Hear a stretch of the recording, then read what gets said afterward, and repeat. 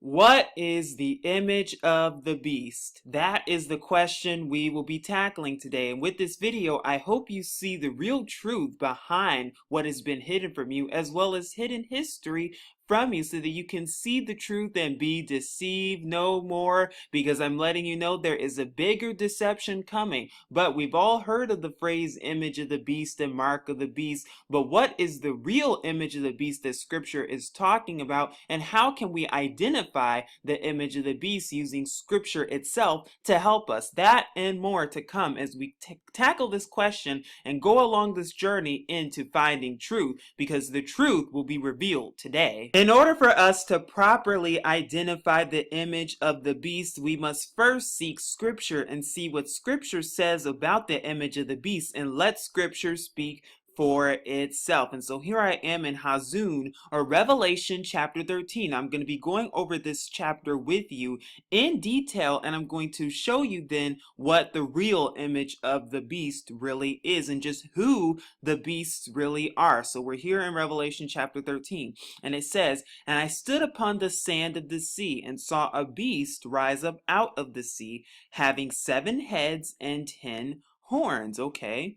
"And upon his horns 10 crowns, and upon his heads the name of blasphemy. And the beast which I saw was like unto a leopard, and his feet were as the feet of a bear, and his mouth as the mouth of a lion. And the dragon gave him his power, and his seat, and great authority. And I saw one of the heads as it were wounded to death, and his deadly wound was healed, and all the world wondered after the beast." And I'm going to go over with you in just a second what that deadly wound actually is.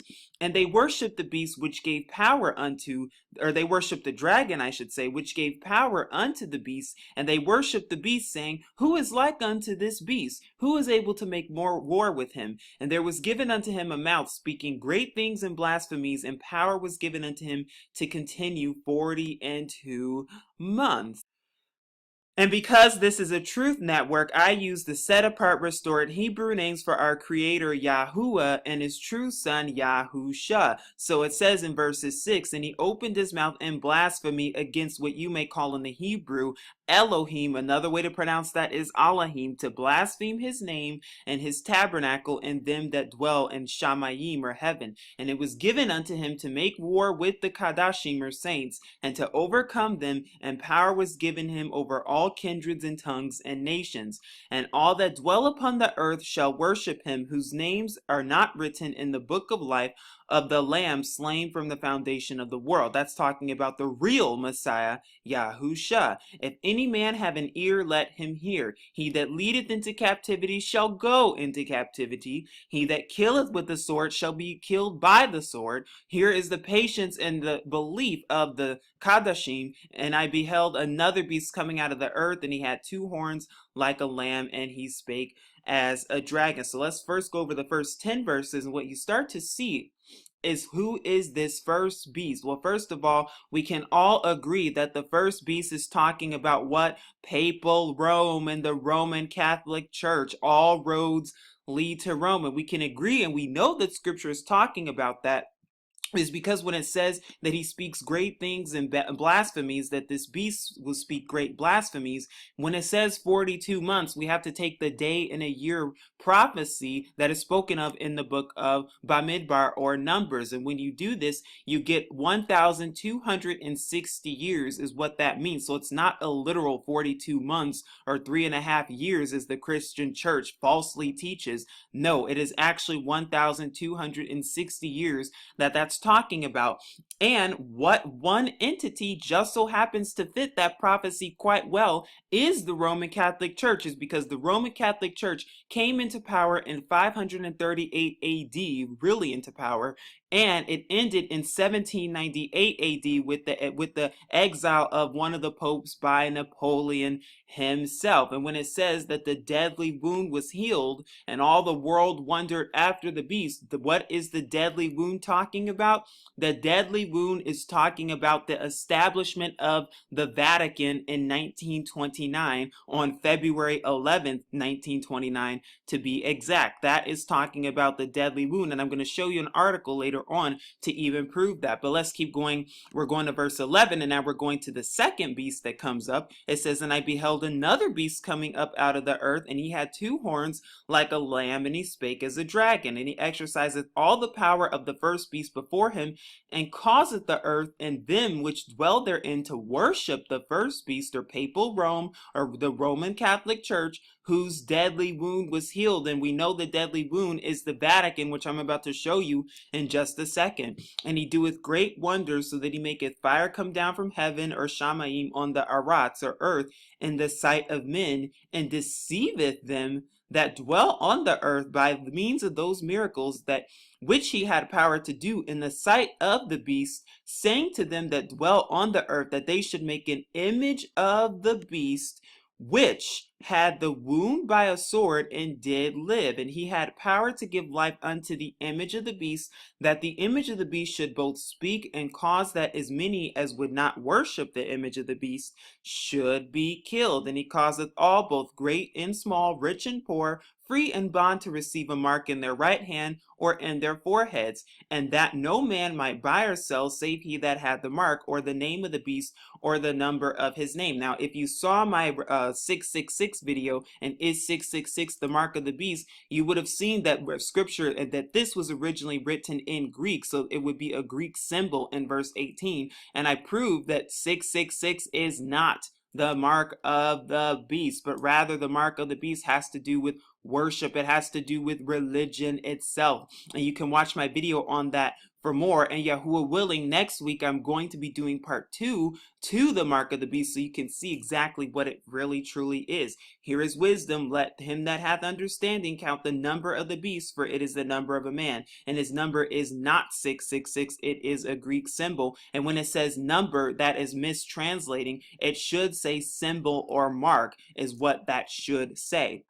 So we know that the beast and the image of the beast has to do something with the Roman Catholic Church. We know it has to do with the Vatican, and we know it has to do with papal Rome. And as I proved in my Mark of the Beast video in the part 1, I even told you and showed you of hidden history in the Inquisition that took place between the years 538 AD and 1798 AD, and how the Roman Catholic Church is responsible for the deaths of tens of millions, if not hundreds of millions, of people during this times, with their heresies and all of their other heretical nonsense that they put in and enforce in order for the world to worship the beast. And if people did not worship, or if they did not follow the beast, then they were seen as what? They were seen as peasants and heresies, and they had to be killed. Just look at the Puritans for more, and the whole Salem witch trials, and that will tell you exactly what I'm talking about. And you're going to see that, and you're even going to see that they even played a role with slavery too. So that should be a big hint, but let's keep going.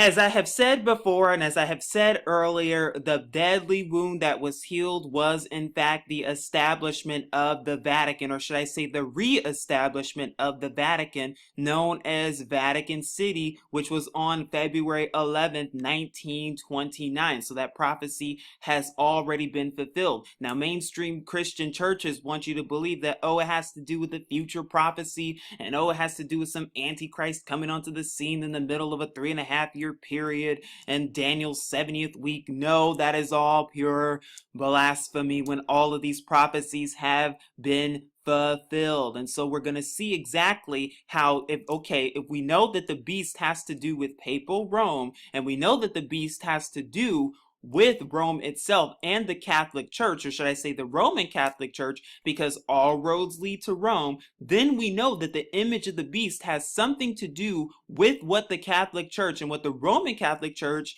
is pushing. It has to, according to Scripture. It cannot do with anything else. It has to do with something that's tied with the Roman Catholic Church, and you're going to even see just what I'm talking about.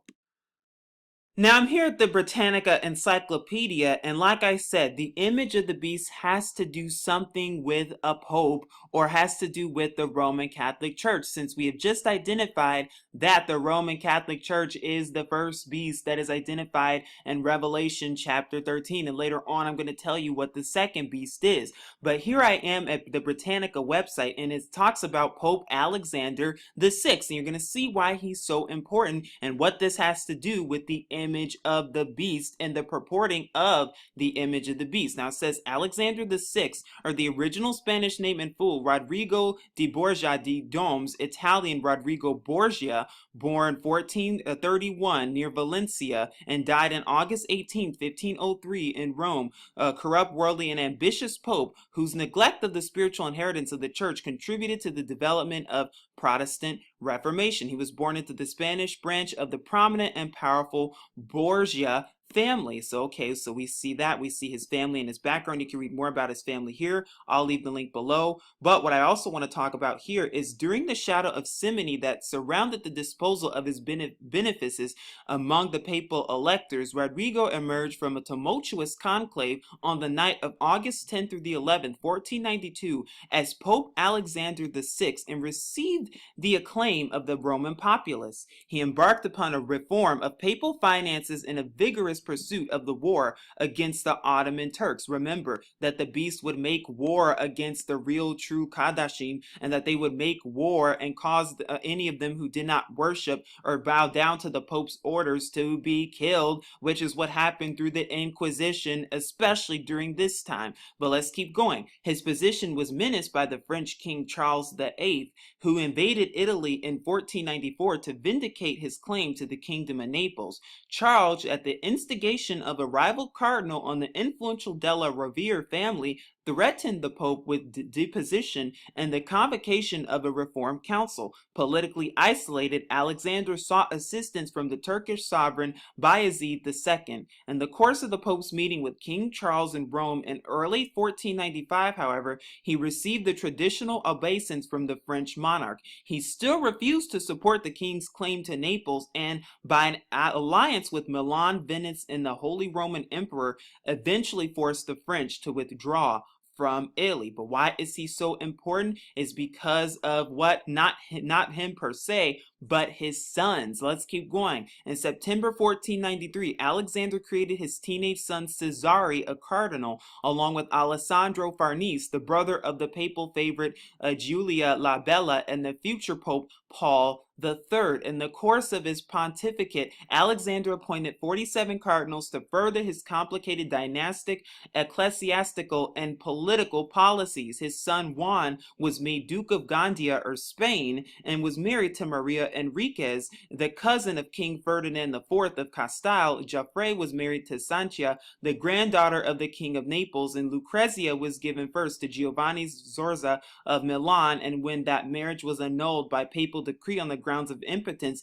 she was married to Alfonso of Aragon. Upon his assassination, Lucrezia received as a third husband of Alfonso el Diestra, Duke of Ferrara. And I do apologize if I'm butchering all this. The pronunciation is not what's important. What's important is that you're getting this information and actually taking it in and seeing the truth for what it really is. Then the article goes on to talk about how one of his sons was murdered tragically on June 14th, 1497. And then just after that, just so happens that Cesare Borgia, one of his sons, reigned in 1498 and married one of the women there as well and made an alliance with the French king, Louis the 12th. So very interesting. Then it goes on to talk about the rest of his life. Then it also talks about whitewashing as well. And this is according to Britannica itself.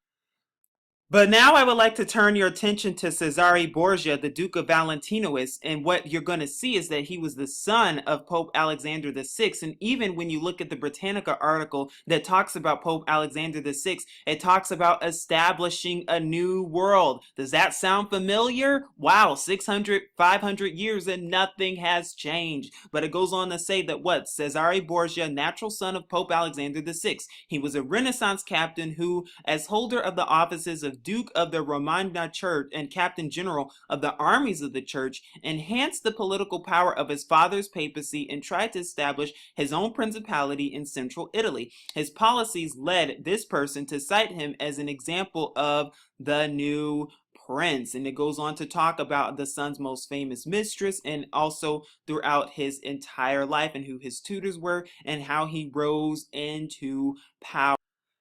Because he rose into power just after the death of his brother Juan. Is that a coincidence? It's not looking like it. But when you do more research on this man, Cesare Borgia, you start to find some very interesting things that have been hidden from you on purpose throughout history. Like one of the things that has been hidden from you is that he was a known rapist, this is a fact, and he was also a murderer. He killed his sister's husband, and it's no surprise if he probably killed his brother as well, and other abominable things that this man has done under the papacy, as well as all of the wars initiated by them, as well as the killing and slaughtering of the real true Kadashim or saints who are following the law, statutes, and commandments of our Father. That is what this man is responsible for. But I bet you also didn't know that this man did in fact have a gay lover, and you're about to see who that gay lover really was. Now I'm here at all places, and as you can see, what is it called? New World Encyclopedia. But I'm here and it says Cesare Borgia, and this is an actual picture of Cesare Borgia and how the man looked. Oh, he looked real similar to somebody else. But let's keep going. This article talks about him more in detail. But what I want to turn your attention to is his later life and later years and what he did. And now it says, a man of scientific rather than artistic interest, Cesare Borgia briefly employed Leonardo da Vinci as military architect and engineer. Now that is a historic fact. Cesare Borgia actually did have ties with Leonardo da Vinci. That is true. Not only that, but it also goes on to say a little known fact about Cesare Borgia is that, according to the French writer Alexandre Dumas and others, and Truth itself, his handsome appearance seemed to have influenced many images of what you may call Jesus Christ or JC, painted during and subsequent to his career. Is it a coincidence, or does it strike you odd and suspicious that he would hire and employ Leonardo da Vinci, the same man who painted the Last Supper and many other religious icons and religious pictures during this time? Is that a coincidence at all? Not only that, but you can even see his appearance right here. Who does he look close to? Who does he closely resemble? Who does he closely match? Because here is an image of Cesare Borgia himself, and look at what he's holding up. That's a Masonic hand gesture, by the way. But this is his picture, Cesare Borgia, which oddly just so happens to resemble that of what the world knows as Jesus Christ, the false image. And I can prove it with scripture that this is a false image of the Messiah, and that the Messiah does not look like this. But what happened was that in history that what? Cesare Borgia, the son of a pope, the son from a pope who came from papal Rome, which is the beast that we identified in Revelation chapter 13, what did he do? What did this man do? He hired Leonardo da Vinci to paint pictures of himself, and then what Pope Alexander VI did is that he used the picture and the image of his son, Cesare Borgia, to become known as the image of what? Jesus Christ, the image of the false Messiah. That is what happened. That is hidden history from you. And not only that, but Leonardo da Vinci, not only did he paint other abominable paintings and other abominations that are those religious icons of the Last Supper, as well as whitewashing them and painting JC to look like his lover, Cesare Borgia, because remember, they were gay lovers. That is the hidden history that they did. That is what Cesare Borgia and Leonardo da Vinci did. And I'm even going to prove to you in scripture itself, in Revelation itself, that the Messiah does not look like this. He looks nothing like this. I'm going to prove that to you in just a second so that you can see the scripture itself agrees with what I'm saying. So if we know that the Messiah doesn't look like this, where does this come from? Do not be fooled. Do not be deceived. Be deceived no more, because I'm here in Revelation, or Hazum chapter 1. We're back in Revelation, and we're going to be reading verses 13 through 15 to see what scripture describes our Messiah looking like. And it says, and in the midst of the seven candlesticks or menorah, one like unto the Son of Man, clothed with the garment down to the foot, and girt about the paps with a golden girdle. His head and his hairs were like white wool, white as snow, and his eyes were as a flame of fire, and his feet like unto fine brass, as if they were burned in a furnace, and his voice as the sound of many waters. The question is, does that white image of what you call JC, does that fit this description? Does that fit the description of having white hair like wool and white like snow? The answer to that question is no. Remember, always ask questions. That is what you should be doing. Ask questions. And the question we should be asking ourselves is, does this image right here, does this image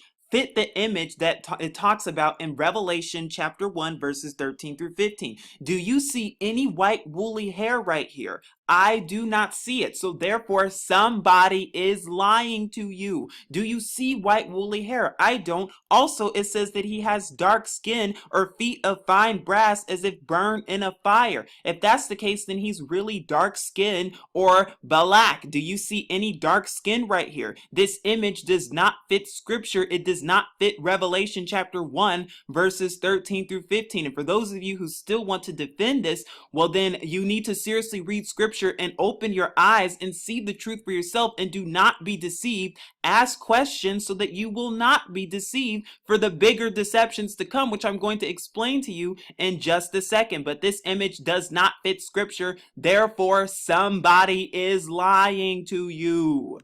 Now, this is a more accurate picture of how the Messiah looks as described in Revelation chapter 1 verses 13 through 15, as described in scripture itself. As you can see from the picture right here, that what white woolly hair, as you can see, as well as dark skin. That is what scripture says. That is according to scripture itself. So you can't sit here and try to argue me down when I just proved to you what scripture says and how scripture says our Messiah really truly looks according to the scriptures itself. Not only that, but you can think of it as more closely resembling Morgan Freeman. That's how the Messiah most closely resembles, more so than that white image spread all over the place. So the question is, where is that white image coming from? And trust me, it's not just that white image either. You're going to see other images of the beast that are what it has to do with religion itself, and I'm going to prove that in just a second. Remember, ask questions. Remember, always be asking yourself things that seem or that do contradict scripture. And what you're going to see is that this image is not the only image of the beast. It's also Buddha and Krishna and all the other pagan deities as well. By the way, all of which break commandments, because as you see, worshiping this is what? Breaking the first commandment, which is what? Not to have any other idols before our Creator, before our Father Yahuwah. And that includes JC, that includes Buddha, that includes Krishna, that includes all of them. And also the second commandment, which is no graven images, the commandment that the Roman Catholic Church took out of their Catholic book. That commandment, you will not find it in a Catholic Bible. Why? Because they took it out and added another commandment on top of that one, breaking even more commandments, which is what? Not to take, add, or take away from the scriptures itself. But that is what they did in order to fool you into believing that, first of all, this is how the Messiah looks, even though I've just proven with scripture itself that the Messiah looks nothing like this and looks nowhere near this. And that second of all, that this is all abominable. It's what? The real image of the beast revealed today, truth revealed today, but it goes much deeper than that. Hopefully this is making you wonder, and hopefully this is helping you open up your mind to a new perspective, and hopefully this is helping you ask questions, because that is the central thing you need to be doing. Asking questions. Why? Why all of this stuff? Why has this history been hidden from you? And why does scripture say the Messiah looked like one thing with dark skin and woolly hair, but this image looks nothing like that? Another question you should be thinking about, and when you look at these religious symbols and religious icons, all of which are abominable, by the way. But when you look at them, why is there always a halo sun figure on them? And why is he always holding up this abominable hand gesture? What does this hand gesture mean? And why do you see it all over the place in almost every image of JC? Why is that the case? And what you're going to see is that you don't, not only do you see it in images of JC, but you also see it with other deities such as Buddha and Krishna as well. Why are they all holding up this Masonic hand gesture? What is it really telling us and showing us? And I'm back here showing you these pictures, and the reason I'm showing you this is because I want you to ask, why is that hand gesture always seen no matter what image or pagan abominable image that is seen of the false Messiah? Why is he always holding up this hand gesture, that hand gesture with the two fingers pointed up and the other fingers pointed down? You see it here, you see it there. Why is that always the case? Why is he always holding it up? In all the ancient pictures that you see, you always see this hand gesture right here. Why is that the case? Now remember, we should always be asking questions. Now, even if you look at ancient depictions of the Messiah, you see that he is always holding up that same symbol. Why is that the case? And even ones, this was before they were all painted over and whitewashed, and you can watch my video, Who Are the Real Biblical Israelites, for more. But you even see it in other ancient paintings that they still hold up this hand gesture. I wonder why that is. And like I said, you see that same Freemasonic hand gesture all over the place depicted on ancient pictures of the Messiah. Not only that, but you see that same halo depicted all over the place. Why is that the case? Could that be denoting sun worship on Sunday? Oh, it's making sense now. Not only that, but I've gone over this Greek symbol too in my 666 Mark of the Beast, and Yahuwah willing, I'm going to be going over that more next week as well. So the question is, why is this the case?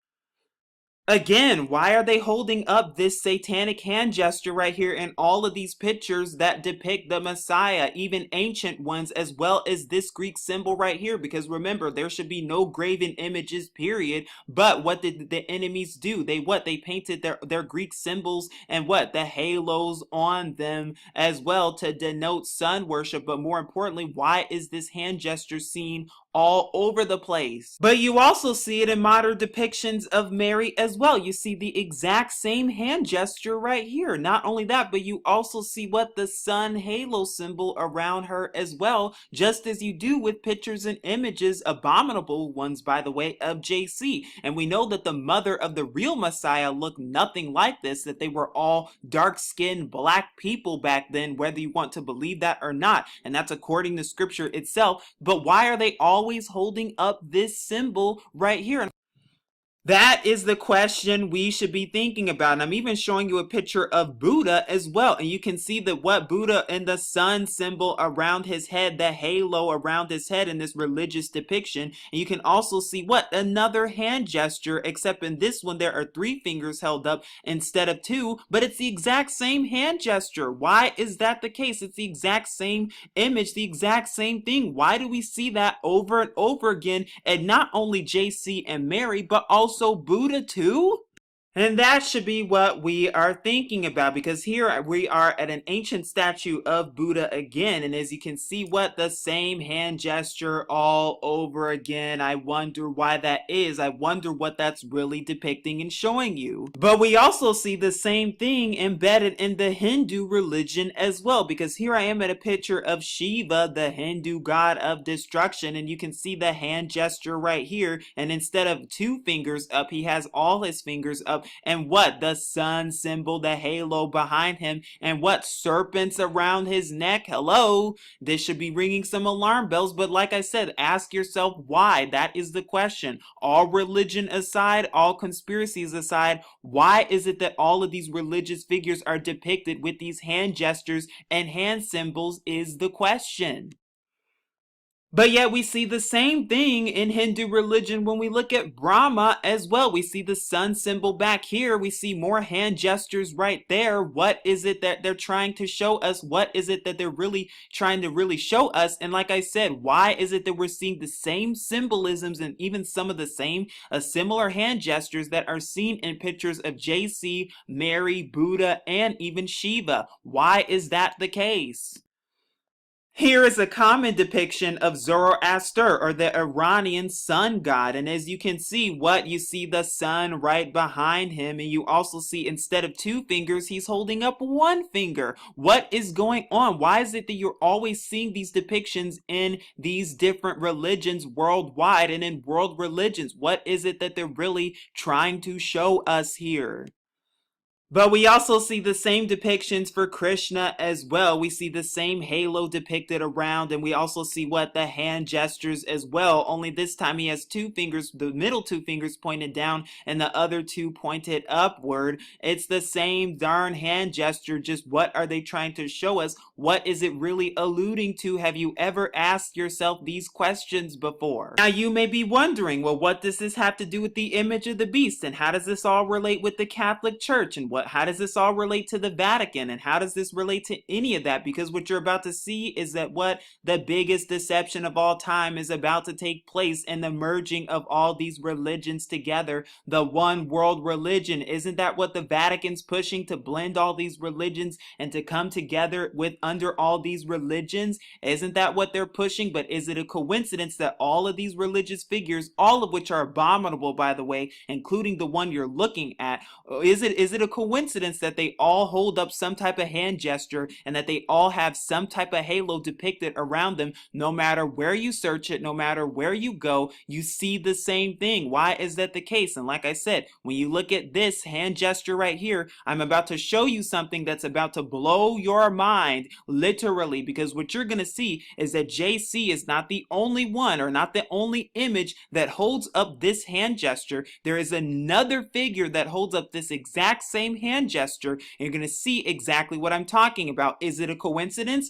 I think not, because what you're looking at is the exact same hand symbol and hand gesture of the Baphomet and the Baphomet statue that was placed in Detroit. Is that a coincidence? You see the exact same hand gesture right here, the same hand gesture that the false Messiah known as JC and even Mary that they hold up in all of those religious symbols and icons. Do you think that is a coincidence? Do you think that this is a coincidence? It's not looking like it, especially when I've just proven to you with scripture itself that the Messiah looks nothing like that JC. He's not white, and he doesn't have that long hair because he has woolly hair. So where is this coming from, and why do you see this exact same hand gesture that JC holds up as well? Is that a coincidence? You all need to seriously wake up. Satan's literally putting it in front of you, literally putting it in front of your face, that who that image really is. It's the image of the beast, because the Messiah don't look like that according to scripture. I hope you're seeing that. And by the way, his name is not Jesus either, because the Messiah has a Hebrew name because he's Hebrew, and the letter J did not exist 500 years ago. Please go do your research on this. Do you think this is a coincidence? I think not. I told you it was going to blow your mind, because I'm trying to get you to see the real bigger agenda with all of this. Because the two fingers up and the two fingers pointing down, that is a Freemasonic satanic hand gesture, and the sun halo behind him denotes and represents sun worship, the image of the beast. But as I've just shown you and proven to you today, it's not just him, it's also Mary, Krishna, Buddha, Brahma, Shiva, and even Zoroaster. It's all of them, and the image of the beast it goes from all of those religions included. It's not just Christianity, it's all of them included, including Christianity. By the way, it has a cross right here. The real Messiah did not die on a cross. He was hung on a tree. You can read about that in Acts chapter 5 verses 30, Acts chapter 10 verses 39, Acts chapter 13 verses 29, 1 Peter chapter 2 verses 24, and even Galatians chapter 3 verses 13 to 14. So you will not be deceived by what's to come. And I'm going to tell you the bigger deceptions to come, because do you think it's a coincidence that you see see this exact same hand gesture on the Baphomet goat. And what? The Baphomet goat just so happens to resemble what? A sheep or a lamb with horns? Like the second beast of Revelation, the dragon? Oh, now it's making sense. Why did I just show you all of that? Why am I showing you all of these things? So you can see the truth and so that you will not be deceived for the bigger deception that is to come. Not only that, but also what? So you can see the what the Vatican is actually doing and what the Pope is stressing and what the Pope is doing in the bigger agenda behind all this. Because here I am at Catholic News Agency and it says in first prayer video, Pope stresses interfaith unity. We are all children of God. Well, which God is he talking about? But let's keep going. It says here that the Pope's first ever video message on his monthly prayer intentions was released Tuesday, highlighting the importance of interreligious dialogue and the beliefs different faith traditions hold in common, such as the figure of so-called God, even though that's not the name of our creator, and love. And it says many think differently, feel differently, seeking God or meeting God in different ways according to this. In this crowd in the range of religions, there is only one certainty that we have for all. We are all children of God, G-O-D, Pope Francis said in his message released January 6th,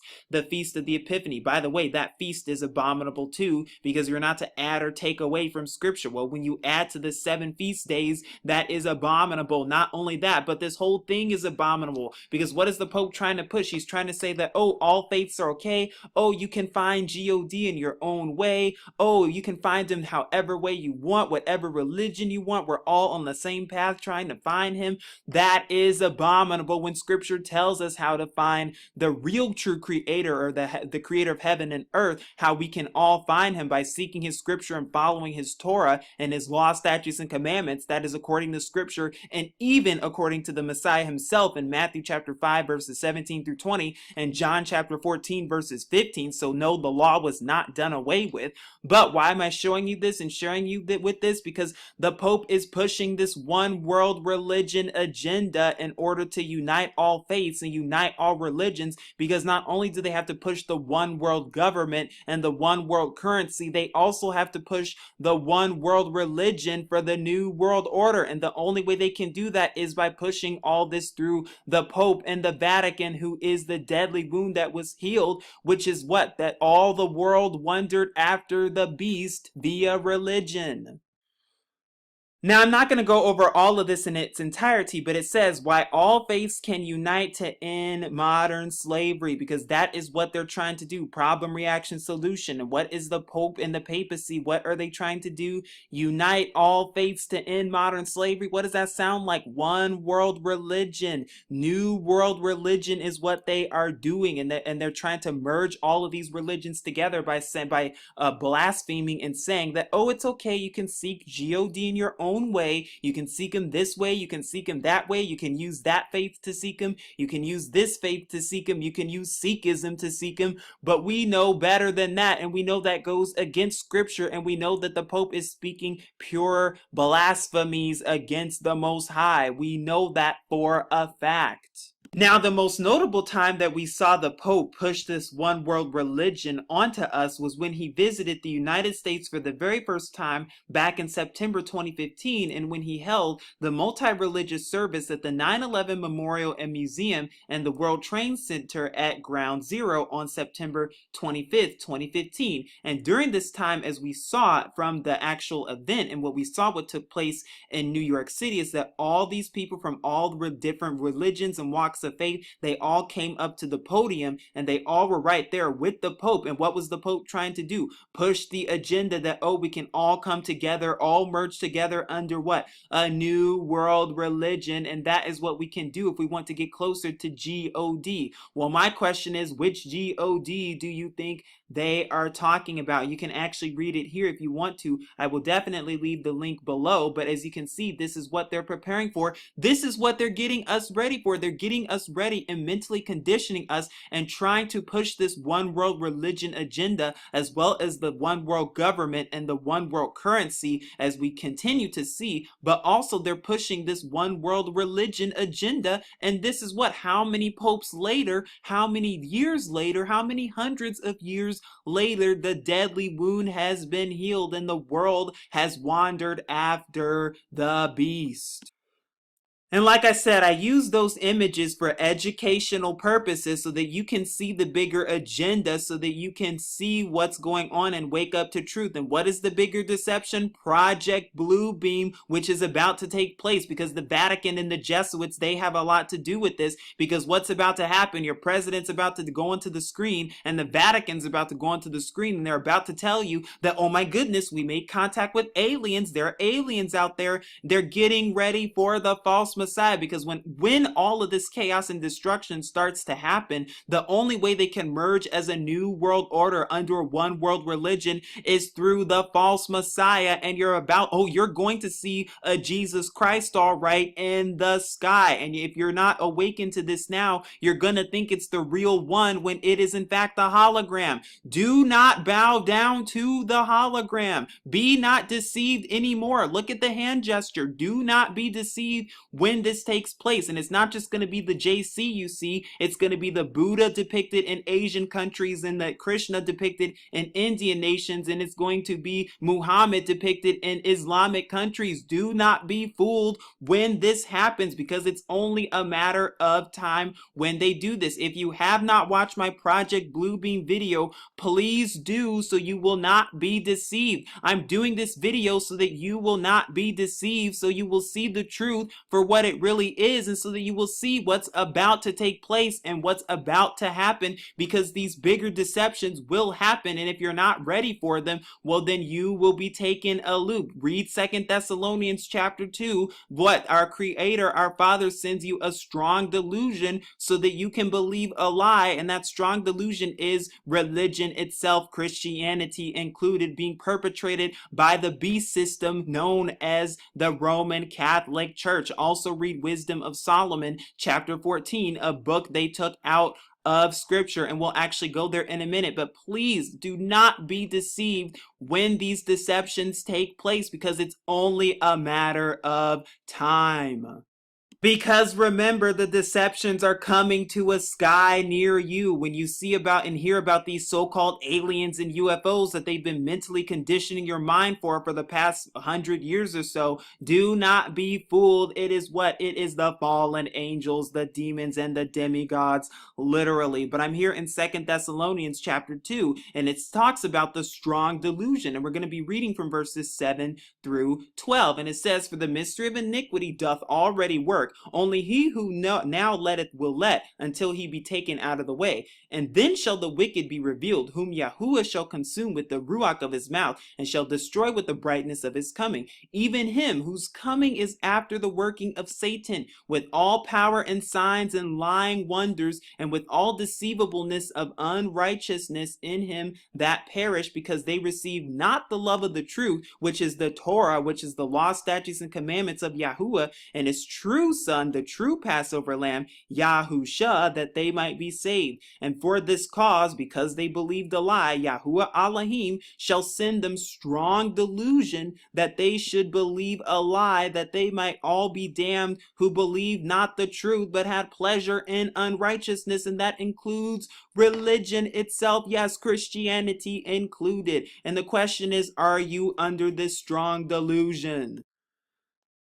Like I said, I've just proven with scripture itself that the false Messiah is that white image seen all over the place, and that the Messiah does not look like that according to Revelation chapter 1 verses 13 to 15. The real Messiah. Now we're here with the Wisdom of Solomon chapter 14, and we're going to be reading from verses 21. I recommend you read verses 8 through 21. I'll leave the link below. And this was an occasion to deceive the world, for men serving either calamity or tyranny did ascribe unto stones and stalkers and the incommunicable name that's talking about what? The bigger deceptions of the beast to come. Please seek Yahuwah and his true son Yahusha so you can wake up to truth and not be fooled by the deceptions coming to a sky near you. This is Truth Unveiled here saying, be well, take care, shalom.